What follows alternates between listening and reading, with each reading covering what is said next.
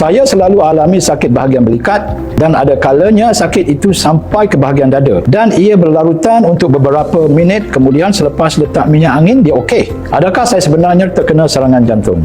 Okey, kemungkinan besar tidak. Sebab biasanya kalau berkaitan dengan jantung, dia bermula di dada dan pergi ke belakang, ke belikat ya. Ini reverse pula, start dari belikat pergi ke depan. Tetapi kena ingat ya, bukan semua orang menjalani ataupun mengalami simptom-simptom ataupun tanda-tanda seperti orang lain yang tertulis di dalam buku-buku medikal. Ada yang simptom dia lain daripada orang lain.